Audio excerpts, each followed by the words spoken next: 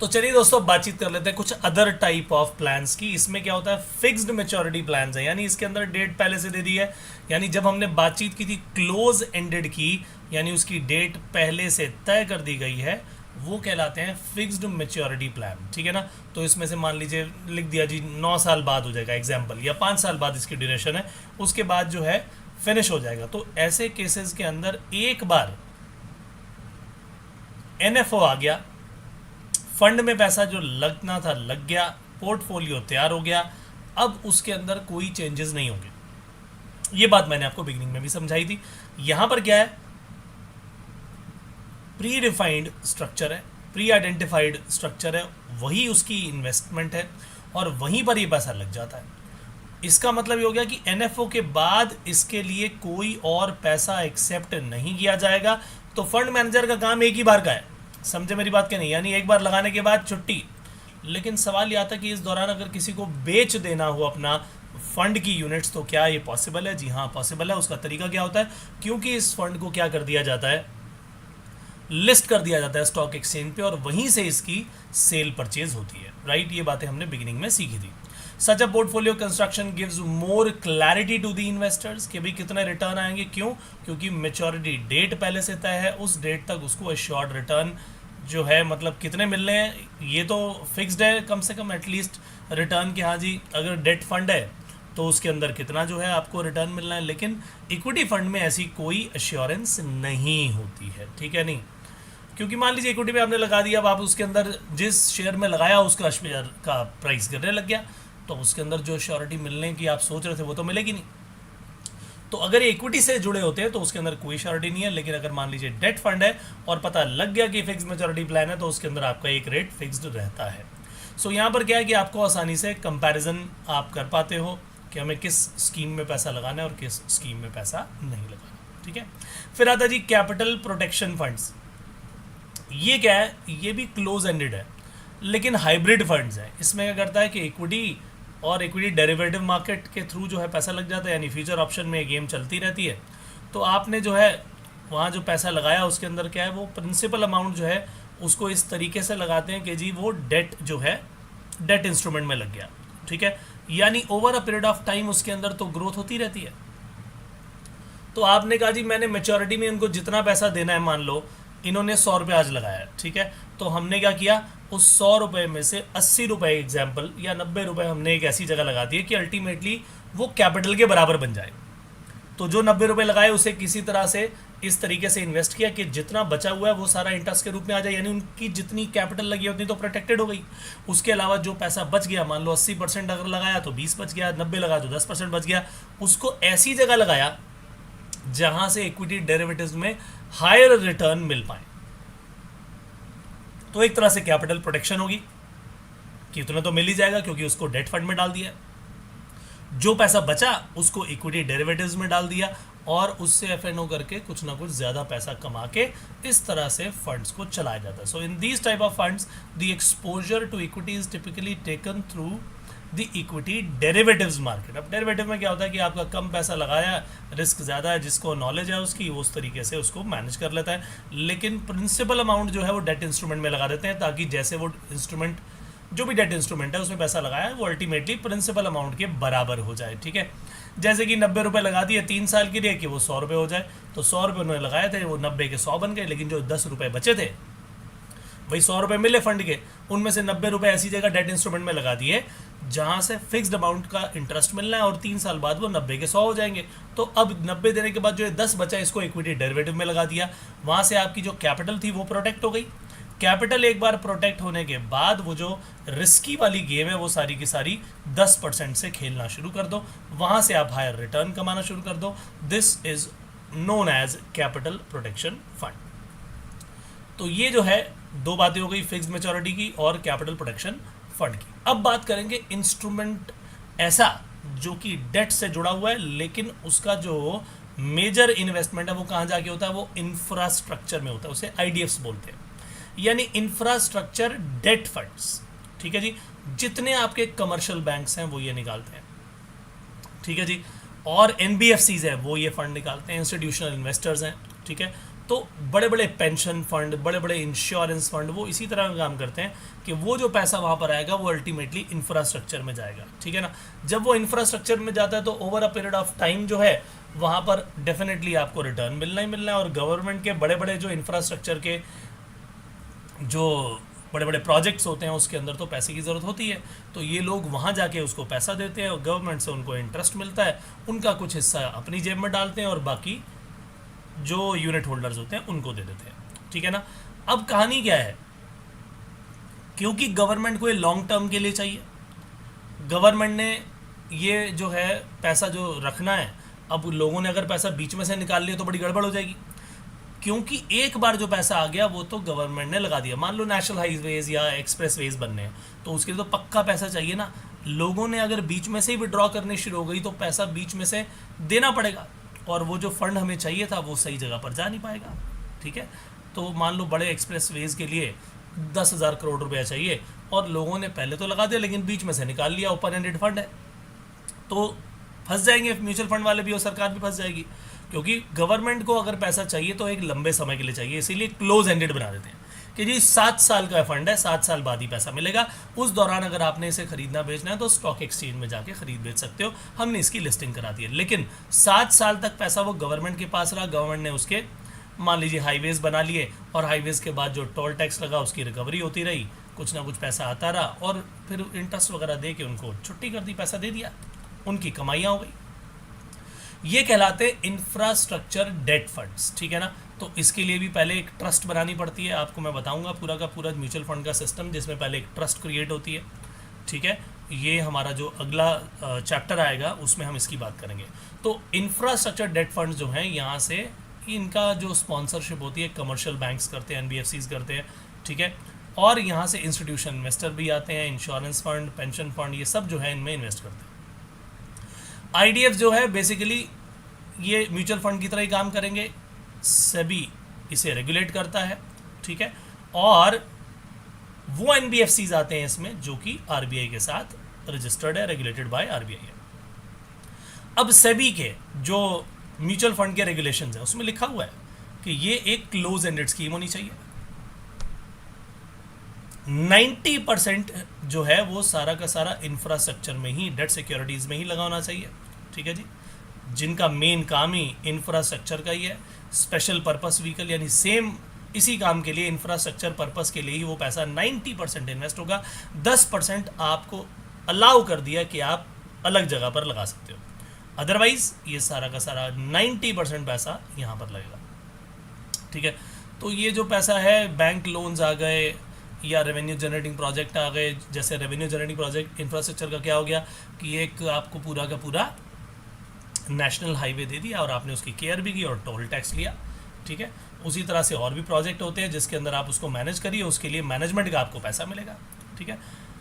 सो ये जो है सारे के सारे बैंक्स ही स्पॉन्सर करते हैं, आईडीएफसी कह रहा हूँ, आईडीएफ जो हैं सारे के सारे इंफ्रास्ट्रक्चर डेट फंड्स, इसमें लोन जाएगा क्लोज एंडेड स्कीम का, बस मेजरली आपको ये बात ध्यान रखनी है, ठीक है।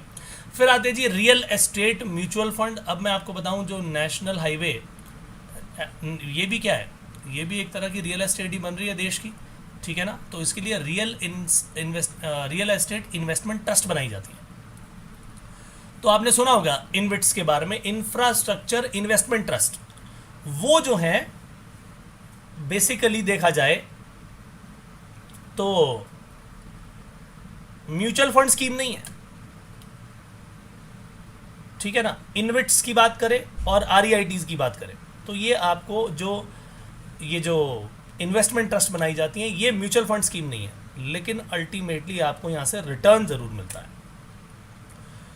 उससे डिफरेंट है ये रियल एस्टेट म्यूचुअल फंड जिसकी हम बात के पहले करने वाले हैं, ठीक है। तो रियल एस्टेट म्यूचुअल फंड का मेन मकसद क्या है, जो पैसा आएगा वो रियल एस्टेट में जाएगा। रियल एस्टेट का मतलब क्या हो गया, यहां से फिजिकल एसेट्स तैयार होंगे, बड़ी बड़ी जो है जिसे कहते हैं बहुत बड़ी बड़ी प्रॉपर्टीज़ बनाई जाएंगी इससे, ठीक है। बड़े बड़े डेवलपमेंटल प्रोजेक्ट्स बनाए जाएंगे और जो ये पैसा है, जो भी यहाँ से म्यूचुअल फंड से पैसा आएगा, सबसे पहली बात तो ये कि आपको लगातार जब ये पैसा कहीं ना कहीं लगता रहता है ना, तो रियल एस्टेट को लगातार चेक करना भी ज़रूरी है। कितना पैसा आया तो बताइए वो पैसा कहाँ गया। आपने रियल एस्टेट में आपने मान लीजिए फंड से पैसा लिया और आपने कोई बहुत बड़ी प्रॉपर्टी खरीद ली, वहाँ पर आपने कहा जी हम एक बहुत बड़ा मतलब एक स्मार्ट सिटी बनाएंगे या एक बहुत बड़ा इंफ्रास्ट्रक्चर डेवलप करेंगे या फिर यहाँ पर SEZ बनाएंगे, स्पेशल इकोनॉमिक जोन्स बनाएंगे, यानी कुछ ऐसा जो कि वहाँ पर जो है एक ही जगह पर आपको फैक्ट्रीज, एक ही जगह पर बीच में ही रेलवे की लाइंस, एक ही जगह पर आपको वहाँ पर जो एयरलाइंस है वहाँ की फैसिलिटी, वहीं से आपका एक्सपोर्ट इंपोर्ट, तो एक तरीके से ऐसा जोन बना दिया जाता है जहाँ पर बहुत सारा बिजनेस इकट्ठा हो सके। ठीक है, बहुत सारे मैन्युफैक्चरर्स को आप वहाँ बुलाते हो, वहाँ कहते हो जी आप अपना यहाँ पर प्लांट लगाओ, ये बहुत बड़ी ज़मीन है, ठीक है ना। वहीं पर एक तरह से मान लो एक पूरा नया आपने जो है सिटी क्रिएट कर दी, वो सेल्फ सफिशिएंट सिटी अपने अंदर ही, वहीं पर ही बैंक्स हैं, वहीं पर एक्सपोर्ट इंपोर्ट का काम होता है, वहीं से जो है मान लीजिए कहीं से शिप पे रख के सामान जाना है तो वहीं से सब कुछ हो जाएगा। यानी उस एरिया में बनाई जाती है जहाँ पर ये सारी फैसिलिटीज़ आसानी से अवेलेबल हो।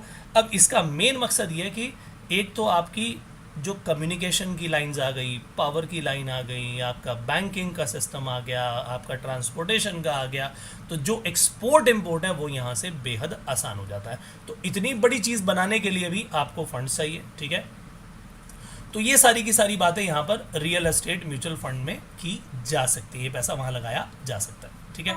चलिए आगे चलता हूँ, इसको बताता हूँ, इसको थोड़ा सा पढ़ते हैं। Real estate mutual fund schemes invest directly और इनडायरेक्टली इन रियल एस्टेट और अदर परमिसिबल एसेट्स, जो भी हैं म्यूचुअल फंड में सेबी ने बताया हुआ। SEBI's regulation require that at least 35% जो भी पोर्टफोलियो है वो फिजिकल एसेट्स में होना चाहिए, यानी आपको वो दिखनी चाहिए प्रॉपर्टी।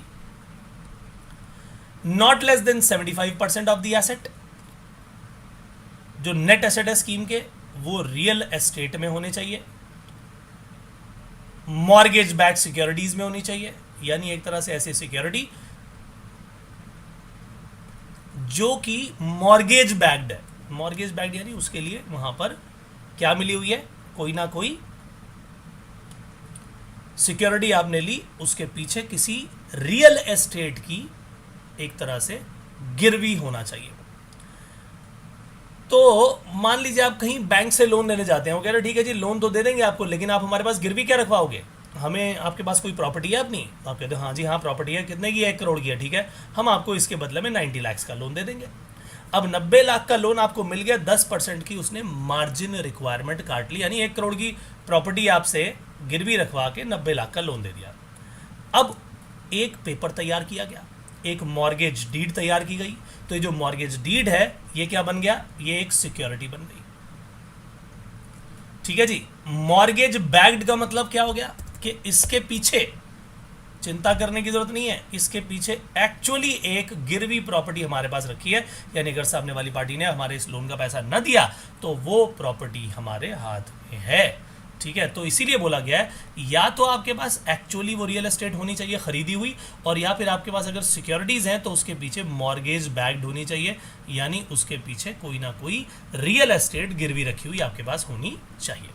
या फिर आप उन चीज़ों में डील कर सकते हो, उन कंपनी की सिक्योरिटीज में डील कर सकते हो, इक्विटी शेयर्स और डिबेंचर में, जो कंपनीज रियल एस्टेट में ही डील करती हैं, जो कंपनीज इसी तरह के रियल एस्टेट डेवलपमेंट प्रोजेक्ट्स बनाती हैं, मान लो बड़ी सी कमर्शियल बिल्डिंग्स बनाती हैं या रियल एस्टेट के जो रेजिडेंशियल अपार्टमेंट है वो बनाती है, तो आप उन कंपनी के शेयर भी ले सकते हो, ठीक है। जैसे DLF की बात करें, जैसे कि गोदरेज प्रॉपर्टीज़ की बात करें, तो ये कंपनी क्या रियल एस्टेट की प्रॉपर्टीज़ है, रियल एस्टेट में डील करती है, तो इनके नाम भी बहुत सारी प्रॉपर्टीज़ होती हैं, बहुत बड़े बड़े लैंड खरीदे होते हैं, तो इनके शेयर्स में डील कर सकते हैं, क्योंकि इन कंपनी के एसेट्स उसी रियल एस्टेट के रूप में है, ठीक है। तो अल्टीमेटली इस फंड का मेन मकसद यही है कि पैसा जब लगेगा या तो डायरेक्टली रियल एस्टेट में लगेगा या फिर डायरेक्टली उन जगहों पर लगेगा जहां पर कहीं ना कहीं रियल एस्टेट की बैकिंग है, ठीक है ना। assets held by the fund will be valued every 90 days। Credit agency आएगी हर 90 दिन बाद जो है उसका इवैल्यूएशन करेगी। उसका कारण क्या है, क्योंकि उसका इवैल्यूएशन करना इसलिए ज़रूरी है कि उस प्रॉपर्टी की वैल्यू कहीं घट तो नहीं गई, या जितनी मिनिमम रिक्वायरमेंट है क्या उतनी रिक्वायरमेंट पूरी की जा रही है, इसीलिए ये काम किया जाता है। ठीक है, the lower of the two values, दो वैल्यूज ले ली जाएंगी। ठीक है, the lower of the two values will be taken to calculate the NAV. अब जैसे मैंने आपको बताया कि हर म्यूचुअल फंड की एक एनएवी है, जो लोअर है उसको ले लिया जाएगा। तो जो आपने देखा यहाँ पर उसका वैल्यूएशन कर लिया, एक तो उस वैल्यूएशन से एक वैल्यू आ गई, दूसरा जो उसके अंदर उन्होंने पैसा लगाया है एक्चुअली, इन दोनों में से विच एवर इज लोअर वो वैल्यू ली जाएगी। यानी अगर मान लिया जाए कि म्यूचुअल फंड के पैसे से जो प्रॉपर्टीज खरीदी गई वो 1000 करोड़ की थी, लेकिन जब उस पूरी की पूरी रियल एस्टेट का वैल्यूएशन हुआ तो वो निकली 1100 करोड़। 1000 की जगह 1100 करोड़ यानी ज़्यादा निकली, तो वैल्यूएशन कितना लेंगे 1000 करोड़।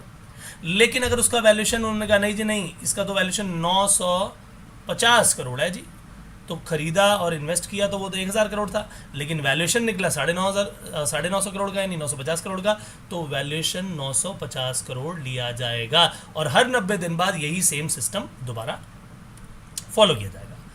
अब ये फंड्स भी क्योंकि ऐसी जगह लगे हैं जो कि लिक्विड नहीं है, समझे मेरी बात के नहीं, ये लिक्विड तो नहीं है कि आपने आज एक प्रॉपर्टी खरीदी और कल ही बेच दी, ऐसा तो होता नहीं है। तो इसका मतलब ये फंड भी लॉन्ग टर्म के लगे हैं। तो अगर जो भी इन्वेस्टर है, जो भी म्यूचुअल फंड का होल्डर है, वो कहे जी मेरा पैसा आज ही निकाल के दे दो, तो क्या पॉसिबल है? नो। इसीलिए ये भी क्लोज्ड एंडेड फंड होंगे। इनको भी अगर आपने इनमें भी पैसा लगाना है तो एक मिनिमम 7 साल, 8 साल, 9 साल, 10 साल, इतने साल के लिए जो भी टर्म उन्होंने दी उतने टाइम पीरियड के लिए पैसा ब्लॉक हो जाएगा ये। हाँ, अगर आपको उस दौरान पैसा चाहिए तो आप इन्हीं फंड्स को डील कर सकते हो स्टॉक एक्सचेंज में, क्योंकि मैंने आपको पहले ही बताया कि हर क्लोज एंडेड यानी जिसकी डेट हो कि जी इस दिन ये क्लोज हो जाएगा और उससे पहले आप एनएफओ के बाद दोबारा और पैसा भी नहीं ले सकते। तो ऐसी स्थिति में अगर आप अपने पैसे को निकालना चाहते हो तो स्टॉक एक्सचेंज में आप इसको खरीद बेच सकते हो अपनी यूनिट्स को। Other real estate and infrastructure investment instruments allowed by SEBI are real estate REITs, ये भी रियल एस्टेट इन्वेस्टमेंट ट्रस्ट है। आपने सुना होगा नितिन गडकरी जी को, जो कि हमारे ट्रांसपोर्ट मिनिस्टर हैं पूरे, तो वो REIT और इन्विट्स की बात करते हैं। ये जो है ये म्यूचुअल फंड स्कीम नहीं है, लेकिन ये सरकार की ऐसी स्कीम है जिसमें आपको अच्छा रेट ऑफ इंटरेस्ट मिलता है। These are not mutual fund schemes. ठीक है जी। इसके बाद नए टाइप ऑफ फंड्स की बात आएगी। नए टाइप ऑफ फंड्स की यहाँ पर बात करेंगे। अब वेरिएशन जो है वो बढ़ता चला जा रहा है चीज़ों में। आप देख रहे हो कि लगातार कुछ ना कुछ नई चीज़ जो है म्यूचुअल फंड हाउसेज निकालते चले जा रहे हैं। उनमें नए जो वेरिएंट आए उनमें एक बहुत ही शानदार चीज़ है और वो है स्मार्ट बीटा फंड। क्या है? Smart beta fund. अब कहानी ये है कि कहते हैं कि जब आपने किसी भी जगह पर किसी भी फंड में पैसा लगाया तो वो कंपेयर करते हैं किससे? ETF से, इंडेक्स फंड से, कि आप क्या उस इंडेक्स को बीट कर पा रहे हो। भाई वहां पर अगर मैं लगा देता तो मुझे 12% मिल जाता साल का, लेकिन क्या आप उतना मुझे दे पा रहे हो? तो अब क्या है, जो ऐसे फंड वाले होते हैं वो कहते हैं हाँ भाई हम इसको बीट करेंगे, यानी हम 15% ला के देंगे। अब कहानी यहां पर है कि जो आपने BSE के 30 में मान लीजिए इंडेक्स में लगा दिया, तो जैसे जैसे BSE चल रहा है वैसे वैसे आपका फंड भी चल रहा है। लेकिन हम कहते हैं नहीं जी नहीं, हम तो इससे ज़्यादा चलेंगे आगे। तो हमें जो ये काम करना है, हमें इनके हिसाब से नहीं चलना। हम अपना स्मार्ट बीटा निकालेंगे ताकि ये 12% को हम इम्प्रूव कर पाए। हमें BSE के हिसाब से, BSE 30 के हिसाब से नहीं चलना। हम इसके अंदर ऐसी चीज़ों को चूज़ करेंगे जिससे हमारा रिस्क कम हो जाए, डाइवर्सिफाइड हो जाए और रिटर्न बढ़ जाए। यानी हम इस 12% को बीट करेंगे, तो उसे बोलते हैं स्मार्ट बीटा। ठीक है, स्मार्ट बीटा फंड का मतलब क्या कि जो इंडेक्स को यहाँ पर बीट कर रहा है। स्मार्ट बीटा फंड्स ये हैं क्या चीज़, आइए देखें। These are extension of ETFs, यानी उसी की एक्सटेंशन है, लेकिन मकसद क्या है कि उससे बेटर रिटर्न दिया जाए। as they change the basis of exposure in the portfolio to the index using alternative strategies। यानी है तो वही, लेकिन उसी का वेरिएशन है, क्योंकि BSE 30 में लगाया, निफ्टी 50 में लगाया, तो वो निफ्टी 50 के हिसाब से रिटर्न देगा। लेकिन निफ्टी 50 के 50 शेयर में कुछ शेयर बेटर परफॉर्म कर रहे होंगे, कुछ कम कर रहे होंगे, तो एक काम करो, उनकी वेटेज बदल दो। उनकी वेटेज बदल दी, यानी देखा कि इन 50 शेयर में से ये 15 शेयर बहुत अच्छा परफॉर्म कर रहे हैं, तो इनमें जो इंडेक्स के हिसाब से वेटेज है वो मत लो, हम इसको ट्वीक कर देते हैं, थोड़ा सा चेंज कर देते हैं, जो ज़्यादा रिटर्न वाले उनमें पैसा बढ़ा दो, उनमें से निकाल के जो कम परफॉर्म कर रहे हैं। तो बेसिकली हुआ क्या, आपने उसी इंडेक्स की एक एक्सटेंशन बना ली, उसी के अंदर आपने बेटर प्ले करना शुरू कर दिया। For example, a fund that tracks an index, जैसे कि मान लो Nifty 50 will have the same exposure as the index, यानी जहां जहां इंडेक्स चलेगा सेम वेटेज से ये भी चलेगा, मार्केट कैपिटलाइजेशन के हिसाब से वो बढ़ा तो ये भी बढ़ा, जितना वो बढ़ा उतना ही बढ़ेगा। लेकिन स्मार्ट बीटा स्ट्रैटेजीज क्या करती है, मार्केट कैपिटलाइजेशन पर इतना रिलाय नहीं करती। वो क्या कहेगी कि हमारा जो एक्सपोजर है, हम अपने एडिशनल पैरामीटर्स लगाएंगे, हम एज इट इज़ उनकी कॉपी नहीं करेंगे। हमने अगर वो शेयर ले भी लिए तो हमें उसके रिटर्न को इम्प्रूव करना है, उनमें से जो बेटर परफॉर्म करने वाले हैं हम उनके अंदर बदलाव करते रहेंगे और डाइवर्सिफिकेशन बढ़ाकर रिस्क को रिड्यूस करेंगे। ऐसे फंड्स कहलाते हैं स्मार्ट बीटा फंड। ठीक है जी, बिल्कुल उसी तरीके से एक आप सुनोगे नाम क्वांट फंड। अब क्वांट यानी क्वांटिटेटिव एप्टीट्यूड हो गया, ठीक है, क्वांटिटेटिव यानी मैथ्स ज़्यादा चलेगा, समझे मेरी बात कि नहीं।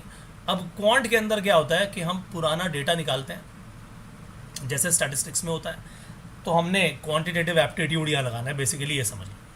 तो हमने अपने ऑलरेडी ये क्वांट में हमारे प्री डिटर्मिन्ड मेथड्स हैं, उन मेथड्स को लगाया, उन मॉडल्स बोलते हैं, मल्टीपल मॉडल्स हैं, और जो पुराना डेटा है उस मॉडल में डाला, उसके हिसाब से जैसी उसकी परफॉर्मेंस चलती चली आ रही है, जिनमें वो बेटर लगा हमने उसी के हिसाब से डिसीजन कर ले लिया। यानी आप ये समझ लो कि क्वांटिटेटिव एप्टीट्यूड क्या बताता है, कुछ सेट फार्मूलाज, कुछ सेट मॉडल्स बताता है। ये हमारे 5 मॉडल हैं, हमने एक फंड लिया, उसकी परफॉर्मेंस को, पुराने डेटा को उसमें डाला सब में, और वहाँ से जो बेस्ट परफॉर्मेंस जिसकी निकल आई जिस फंड की, हमने उसी जगह पर पैसा लगा दिया।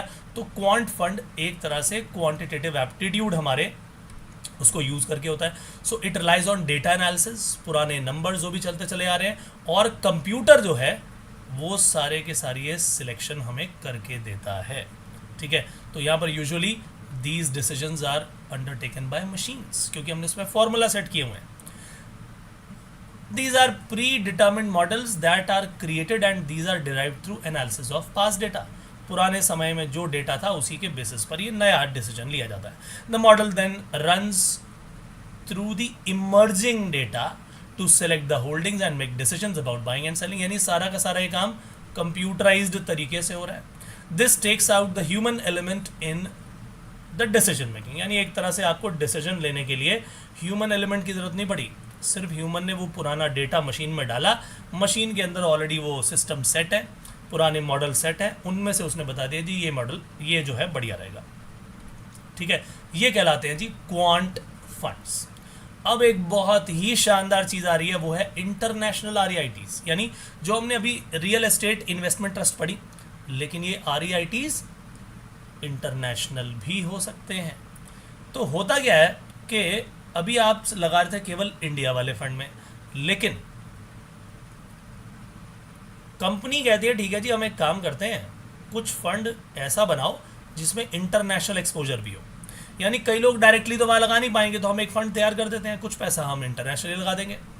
ठीक है, इंटरनेशनल उसका एक्सपोजर मिल जाएगा, वहाँ के रिटर्न भी हमें यहाँ मिल जाएंगे। तो मान लीजिए किसी कंट्री की REITs बहुत बढ़िया चल रहे हैं, तो हमने कुछ पैसा इंडिया का लगा दिया, कुछ इंडिया में लगा दिया, कुछ बाहर लगा दिया। जैसे कि फॉरेन इंस्टीट्यूशनल इन्वेस्टर भी इंडिया में आके इंडियन शेयर मार्केट में पैसा इन्वेस्ट करते हैं, वैसे ही ये म्यूचुअल फंड भी कहाँ पर जाके इन्वेस्ट करेंगे, पैसा करेंगे ये इंटरनेशनली। अब जिस तरह से लोगों ने अलाउ किया हुआ है कि ठीक है जी दूसरी कंट्री से हमारे पास आके इन्वेस्ट करिए, उसी तरह इंडिया ने भी अलाउ किया हुआ है। इंडिया ने भी अपने इंटरनेशनल REITs लॉन्च किए हुए हैं, तो उसके अंदर बाहर वाले लोग भी पैसा लगा सकते हैं। ठीक है, तो बेसिकली क्या है, कमर्शियल सेक्टर है रियल एस्टेट का, कमर्शियल के अंदर ये सारा पैसा लगता है. So a fund that invests in real estate investment trust abroad, it gives exposure to the investor, both the international funds as well as commercial real estate sector, दोनों का एक्सपोजर मिल जाता है. In India to the number of REITs being listed are increasingly slowly, and this kind of fund provides a different kind of holding to those who need such exposure. यानी जो लोग चाहते हैं कि यार हमारा ना अमेरिका के अंदर भी कुछ जो है वहाँ पर भी इन्वेस्टमेंट करें, तो वहाँ की रियल एस्टेट में कहीं पैसा इन्वेस्ट कर दिया, किसी और कंट्री में इन्वेस्ट कर दिया, तो वहाँ पर जो REITs है वहाँ पर ये डायरेक्टली पैसा लगा देते हैं. इसका मतलब ये हो गया कि आपने ये इंटरनेशनल REIT खरीद लिए, आपने उसकी यूनिट्स खरीद ली, अब वो म्यूचुअल फंड कंपनी का काम है कि वो पैसा कहाँ लगाती है और कहाँ से रिटर्न लेती है. माय डियर फ्रेंड्स, ये सारा का सारा हमारा काम जितना भी टाइप ऑफ फंड्स का था ये कंप्लीट हो चुका है इसी सेशन के साथ. हम मिलेंगे अपने अगले सेशन में. अब प्रैक्टिकल शुरू होगा. मैंने जितने भी आपको फंड्स बताए हैं, अब कुछ डेट फंड्स, कुछ इक्विटी फंड्स, ये प्रैक्टिकली आपको मैं मल्टीपल वेबसाइट्स पर दिखाने वाला हूँ. अच्छी तरह से जो यहाँ तक किया रिवाइज कर लीजिए और फिर प्रैक्टिकल के लिए हो जाइए तैयार. मिलेंगे नेक्स्ट सेशन में. तब तक के लिए bye bye, take care, god bless you, thank you so much.